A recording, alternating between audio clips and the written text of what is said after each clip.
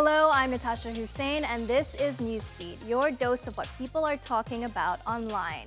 We begin our show in the dynamic world of fast fashion, where retail giants like H&M and Inditex once ruled the high street. However, there's been a clear shift with H&M's quarterly sales tumbling 4% recently and Zara's parent company Inditex witnessing its slowest growth in nearly 3 years. And no, this can't all be blamed on the weak global economy. It's more because of changing consumer sentiment, particularly among the youth, who are wisening up to the environmental toll of fast fashion. Stop buying from Shein and Primark and Boohoo and these other fast fashion brands. What you don't need to be doing, right, is going to Prism every single weekend and buying 6 new outfits from Shein to try 2 on, wear one and leave the other 5 in your wardrobe for the rest of the year, because this is why we're getting 40-degree weather in England. Can we normalize people having regular clothes and not doing hauls like every other day? Fast fashion tries to convince us that we should be buying new clothes like every day. It's okay if you're wearing the same clothes from 5 or 10 years ago. Fast fashion companies are overproducing and creating a never-ending cycle of waste. If you ever thought plastic bags were the environmental villain, think again. Surprisingly, packaging, including those notorious bags, only make up about 5% of H&M's carbon footprint. The real shocker, over 70% of H&M's carbon footprint stems from the very clothes it produces. The figure is unlikely to be very different for other fast fashion companies, as the industry is built on a mountain of artificial textiles. The production of synthetic fibers like viscose, nylon, and the ever-prolific polyester is tripling in volume every year. Why? Well, it's because of our insatiable appetite for new and cheap clothes, driven by global inflation, ever-changing trends, and influencers pushing us towards overconsumption. So what becomes of those trendy garments? Well, more often than not, we wear them only once or twice before swiftly moving on to the next purchase. Some clothes succumb to the perils of being made with low-quality materials, resulting in their premature demise. Others never even find a buyer and end up in landfills like this. The environmental consequences of fast fashion extend far beyond the consumer's wardrobe. This desert in Chile has turned into a massive graveyard for clothes, with more than 66,000 tons of discarded garments not only damaging the environment, but also nearby communities. Many developing nations have also become fast fashion's dumping ground. And they list up to 10,000 new items on their website daily, which is the largest contribution to the 100 billion clothing items that are made annually, and 92 million tons of it ends up in landfill every single year. That's the equivalent to 1 garbage truck every second, all of which is produced off the back of modern-day slavery. Worker conditions have been under scrutiny in Bangladesh, which is the world's second largest clothing manufacturer after China. Late last year, Bangladeshi workers staged weeks-long protests over their low pay, long hours, and harsh working conditions. Before a deal was struck with the government in November, protesters were fighting for a monthly minimum wage increase from $75 to $208. Many garment workers say they can barely make ends meet and wouldn't even be able to afford to buy the clothes they make. The current wage is just not sufficient for us. It's not good for us. I'm in huge debt now. I'm helpless. Just look at my house. It has nothing. After paying my house rent and debts, nothing of my money remains. There are some days when I skip a meal. Bangladesh, one of the world's biggest suppliers of fast fashion, owes much of that success to the exploitation of low wages. Bangladesh's 4,000 garment factories heavily rely on the toll of 4 million workers supplying major fast fashion brands. Activists say the government's minimum wage increase to $114 a month is nowhere near enough, considering the salary demanded by protesting workers was actually $208. But the crux of building a more sustainable fashion industry lies not in perpetuating the cycle, but in a collective shift towards purchasing fewer, yet higher quality items that can be repaired rather than discarded.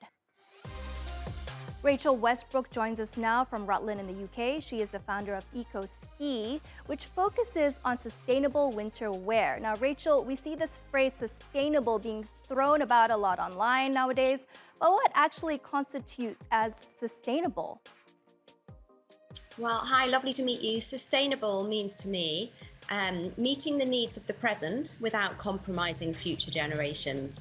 And the word fashion, on the other hand, to me means short-term fads, something that's not going to be loved long-term. So the two words don't really go hand in hand together. Having said that, there's a lot that's been done within the fashion industry to try and change this, and I'm fully supportive of brands who are leading the way with this much needed change. There has been a lot of online backlash against fast fashion companies like Shein, H&M, and Zara, but has this online pressure led to any impactful change within the industry? It's a massive industry, and although there are glimpses of good practices, the majority of the big brands aren't moving far or fast enough. These big brands, however, have the funds to lead the research, so anything they can offer from this point of view is of course welcomed, but it doesn't make them sustainable. One of the things that fast fashion is actually pushing are their sustainable and ethical ranges, like we have H&M Conscious and also its recycling program. Is this just a marketing gimmick? Is it greenwashing, or is it for real? I think that these big players are the ones who will encourage the mindset change with the consumers and make it become more commonplace. And I think that's what we need to instill. We need to make rewearing, sharing, circular economy, move away from this linear system of make, and waste, and make it more mainstream. And that's exactly the message that your company EcoSki puts out there. Skiing isn't exactly a green sport. So how do you get your message on sustainability and your brand out to consumers? Well, we're a small brand that started in 2020 in the middle of the pandemic. We've had so much support, and it's definitely been very organic growth. We've had people around the globe asking questions, wanting to rent, wanting to buy. People are very supportive of what we're trying to achieve. What would you say are the challenges hindering impactful change within the fashion industry in 2024? The change, I think finance. I think these massive brands that are relying on cheap labour and their costs, that's their kind of go-to, their big selling point is their cheap clothing. And I think for them to change their business model, and you can't really rent a Shein top that you can buy for £5, but the workers, to see them there, you know, that some people are being paid very little, a lot of them, you know, that's a big concern of ours, and the ethical side of the clothing that's been made and produced. But for the big brands to roll out rewear and repair and rental is going to be really, really tough for them. So yeah, good luck to them. Thank you, Rachel, for those insights into fast fashion and how things could change in 2024. We started the year with multiple in-airplane crises, like the Alaska Airlines plane that had a panel blown off during takeoff. That incident may have miraculously resulted in 0 casualties, but seeing such dramatic events unfold before our eyes has raised interest in airplane safety. Soon enough, we could feel the plane turning, and we could tell that we were going back because we hadn't gotten that far away from the airport. So I was assuming we went back, but my mind was also, no surprise, in full panic mode. So I'm also like, where are we? Are we going to emergency land? Do we have time to make it to an airport? I have no idea. We do, as smoothly as possible, start descending, and it is so loud. That is like when I start having full panic all over again, even more than I'm already panicking, because you can really tell something's wrong because the engines are so loud. Since there's a hole in the wall, I will later find out. We land back at the Portland airport. We land smoothly, like...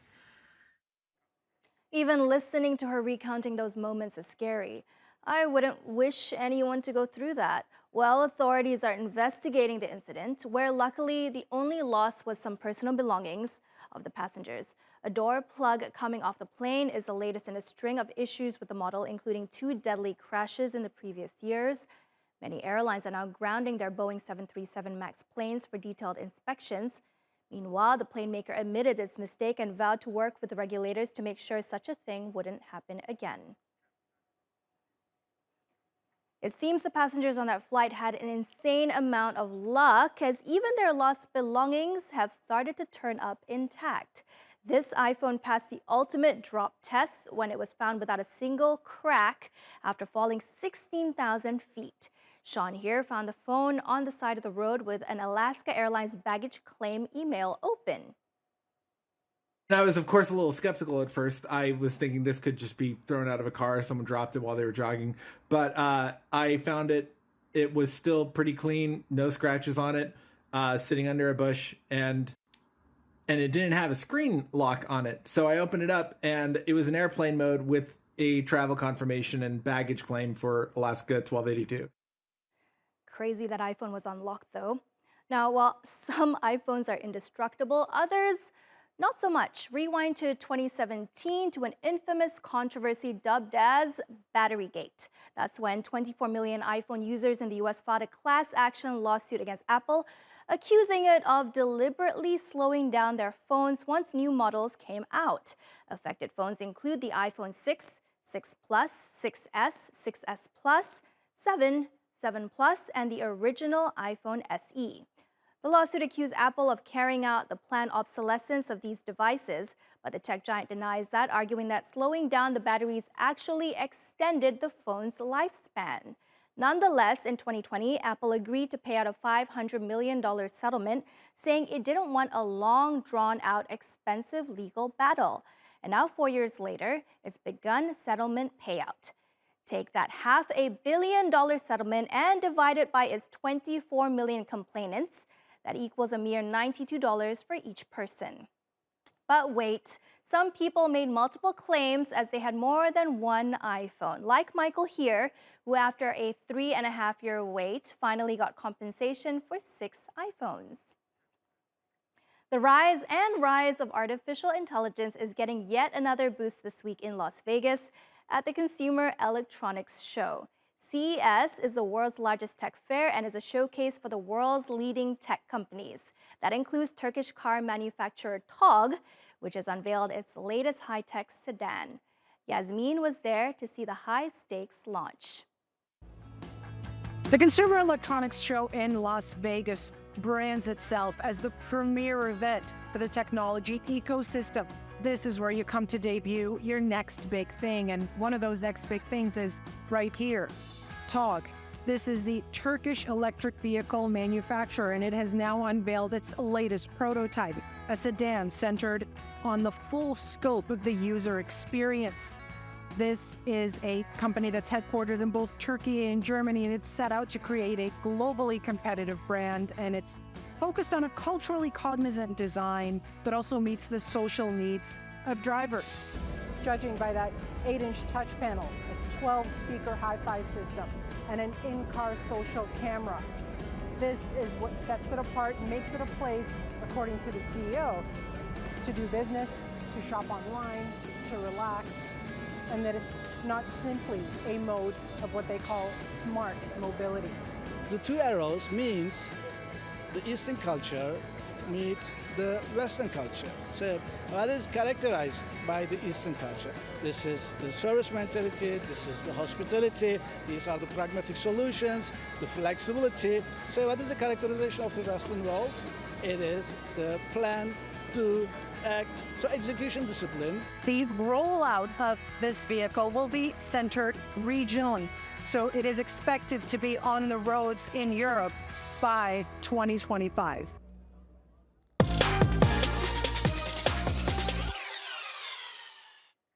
All right, on to what's trending. And the internet's latest obsession is an adult sippy cup. Like the Yeti cups and the Hydro Flask before, Stanley's Quencher tumbler is now bringing water talk and mommy bloggers together. Once a staple of outdoorsy men, the 110-year-old thermos brand is having a revival thanks to lifestyle influencers on TikTok. This $45 cup, yep, $45, is creating stampedes and resales for more than triple its initial price. And it's not just the tumbler itself. There's a huge market for people looking to accessorize their cups. What's driving the craze may be limited edition collections with pretty colors or Stanley's quick response and smart marketing around a burnt car with an intact quencher. But one thing is for sure, this wasn't an overnight success. That's right, Stanley released the now iconic quencher in 2016, but it really didn't catch on until a shopping-focused outlet run by 4 women, The Buy Guide, took a liking to the cup and featured it on their website in 2019. After a few years of lucky collabs and thousands of TikToks, the cup managed to turn the $70 million revenue in 2019 into a $750 million business in 2023. Beyond Stanley's big comeback, whether this trend is fueling overconsumption is a whole different question. Right, overconsumption seems to be a theme in our show today. And that's the end of our show. Find our latest stuff on YouTube and do subscribe to our channel. See you soon.